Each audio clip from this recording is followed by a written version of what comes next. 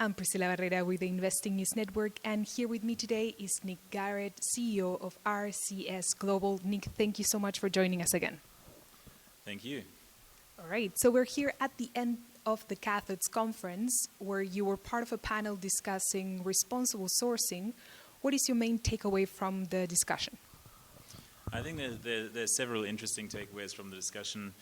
We had a broad participation from recyclers to a large downstream brand in Microsoft, obviously ourselves, and then also ERG, a key cobalt miner based in the Democratic Republic of the Congo. The key takeaways is that responsible sourcing as an issue remains an issue. It's very much under the spotlight. The media attention is on it. And where we are this year compared to last year is that we have been able to start talking about some of the solutions that are emerging, and I feel like that is really the main takeaway. There's a general understanding across the industries in the supply chain that responsible sourcing is one of those issues that is not just going to go away. It's going to remain there, and this is now really coupled with efforts both at industry level and at regulatory level to provide the right level of guidances and processes for industry to demonstrate continuous improvement. We have to be aware that we are not starting at a perfect place. There are some serious issues, not just in cobalt, also in nickel, in lithium, and some of the other battery metals and other sort of hot materials of the moment, including in some materials like copper that have so far escaped public scrutiny. At the same time, practical initiatives are emerging. We have seen engagement with some of the highly complex issues, such as with artisanal mining in the Congo, which is a poverty-driven activity that is beset with challenges, often a very abused sector with human rights abuses and bad working conditions, a daily reality for many people that are involved in that sector. But there's a coalition emerging of companies and other stakeholders that together would like to demonstrate some real practical advancement.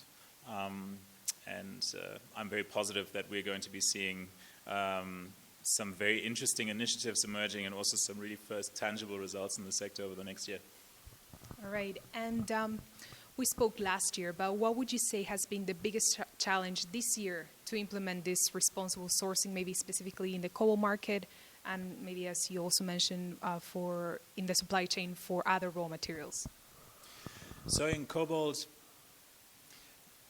one of the biggest achievements is that the global industry, particularly in the downstream, meaning the automotive brands and also the technology brands, have cottoned on to the fact that they need to do something about it. Now, there are some leading companies that have for years invested in responsible sourcing.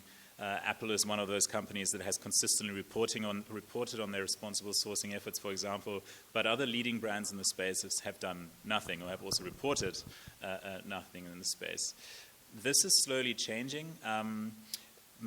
Several big brands have invested in and are investing in so-called mapping activities, which allow them to map their supply chains from tier of supplier to the next tier of supplier.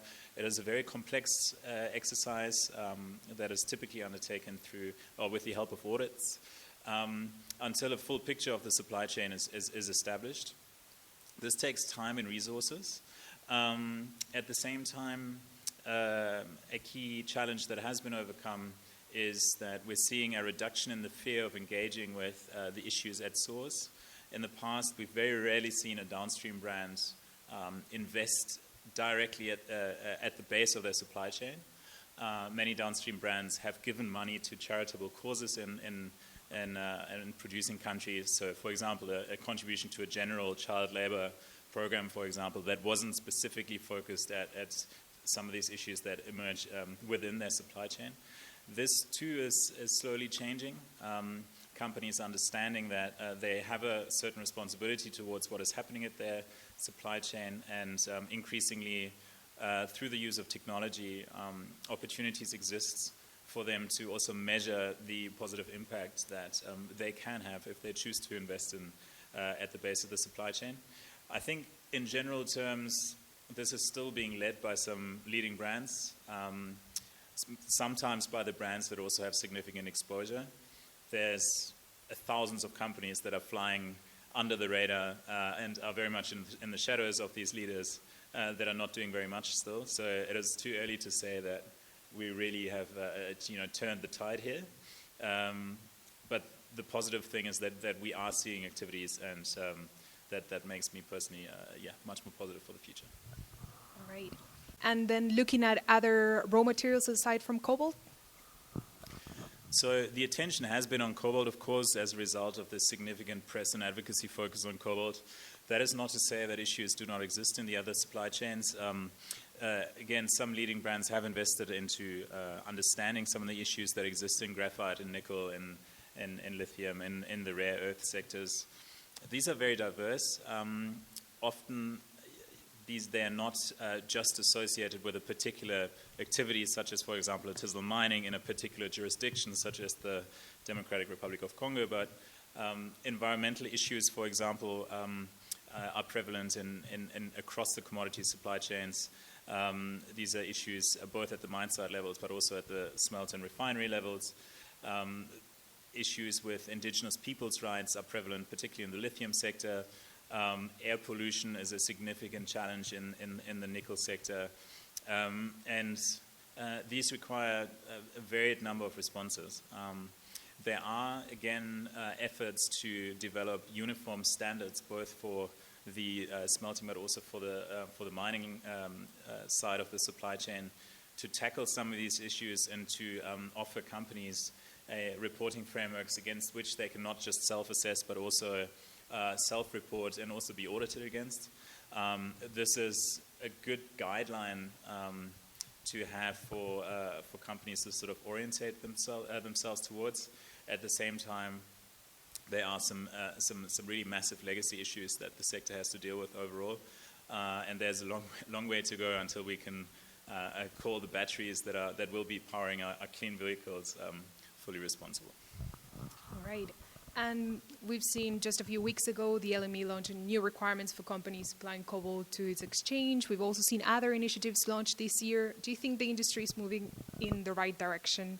And what other steps do you think need to be taken specifically by raw material suppliers? I think it's generally a positive thing that we see responsibility standards emerging and also being taken seriously. Many of these standards are based upon one standard that was developed through a multi-stakeholder process at OECD level that is applicable to all raw materials.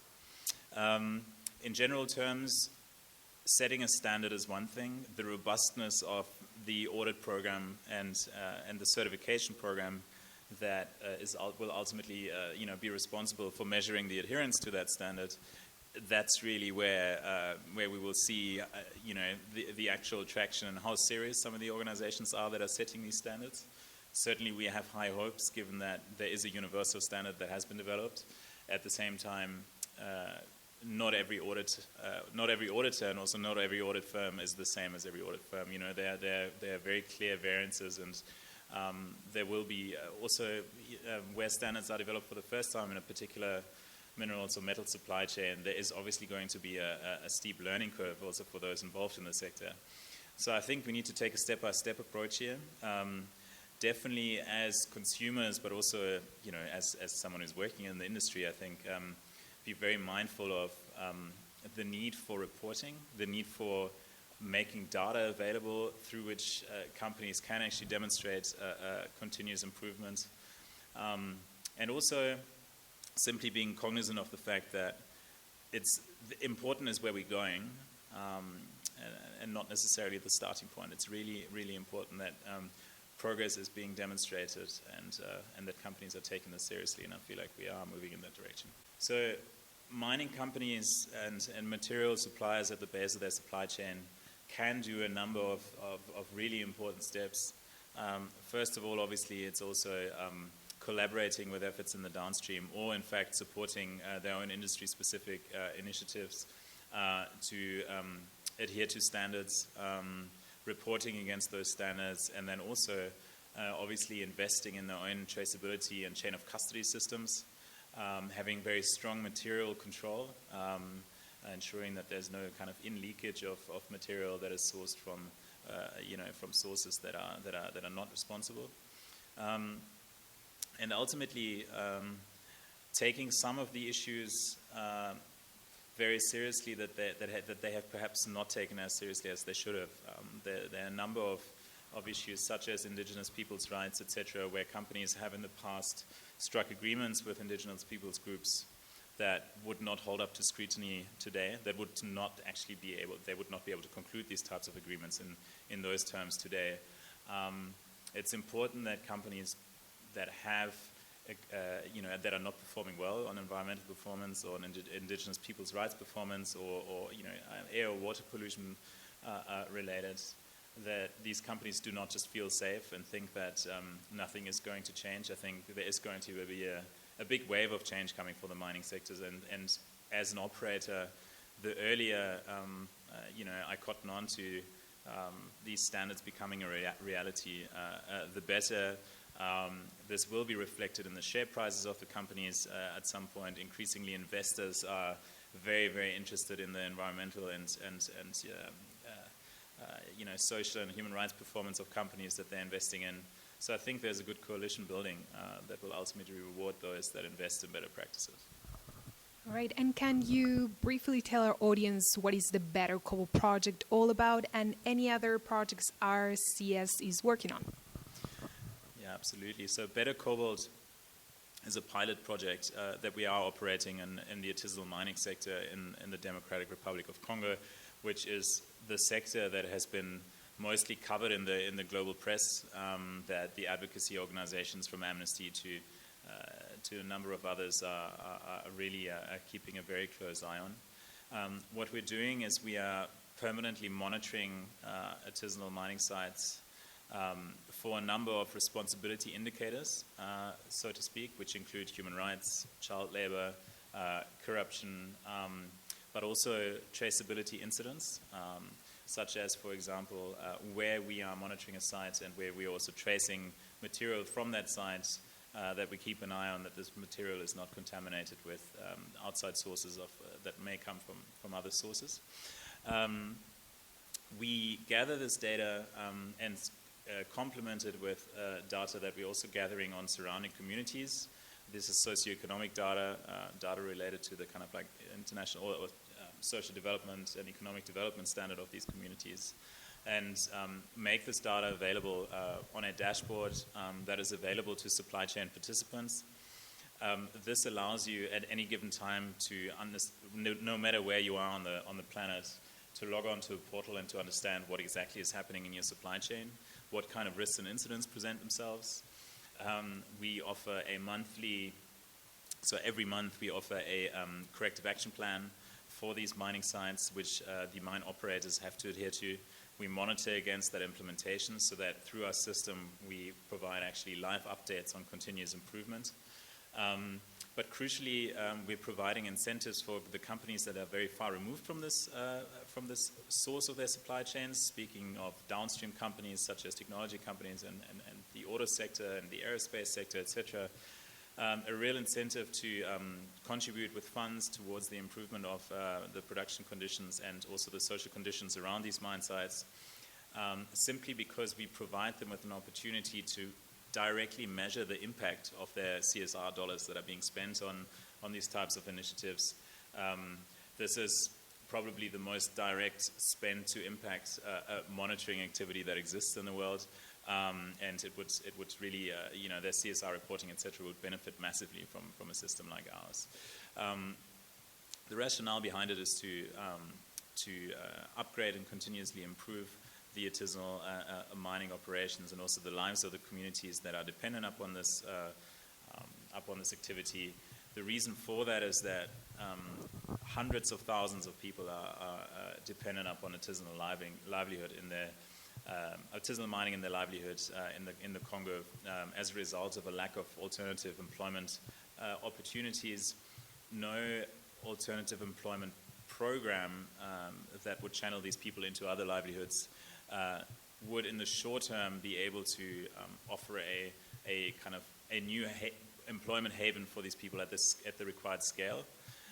This is the principal reason why we believe that upgrading artisanal operations to responsible operations and also to small scale or more mechanized operations is a viable kind of path forward. And this is what this pilot is trying to achieve. What else we're involved in? We are involved in a blockchain pilot together with IBM and Ford Motor Company that will look at mine-to-market traceability in the industrial mining space, offering industrial mining producers a means to market their material through a highly traceable process, which gives assurance to the purchasers that the material that they are buying is not contaminated with material from outside irresponsible sources. This is ultimately a process and a project that would allow us to onboard the entire cobalt industry onto a platform, making a significant proportion of the material flows in this sector not just traceable but also responsible, because the goal of this initiative is not just actual product traceability, but at each stage of transformation of the product to couple transactional data with responsibility assurance. This means audit data, certification data, so that ultimately if you're at the very end of the supply chain, once again you can log on and see what certifications, what level of responsibility has been prevalent as the material has not just changed hands but has also transformed from an ore into a vehicle battery, for example. Right. I mean, we do multiple other things, obviously. For those interested in broader aspects of responsible sourcing, updates on risks and incidents in various, not just in battery metal supply chains, but across commodities around the world. We've also just launched a Responsible Commodities Monitor, which is a subscription model publication that we offer on a monthly basis that provides updates on trends in responsible sourcing, latest issues, and further contextual information that will provide both the novice and obviously the practitioner with very important information about the space. Thank you. All right, my last question for you today. Yesterday we were at the Cobalt workshop and there was an interesting question about recycling and how to ensure responsible sourcing in that sector. What is your take on that? So the recycling sector is an incredibly important sector, one that comes with great promise. Ultimately, why should we only focus on new materials that we're taking outside of the ground? I think the circular economy is a very viable concept. Batteries present themselves as a recyclable product, and as a result of this, I personally have very high hopes that we'll achieve a significant percentage of recycled materials in batteries. The reality is that the trend towards responsible sourcing and product traceability in cobalt and in battery metals is new. There hasn't been investment into traceability and into closed pipe supply chains in the space up until very recently, which means that currently there's a large stock of batteries on the market that would largely fail a responsible sourcing test.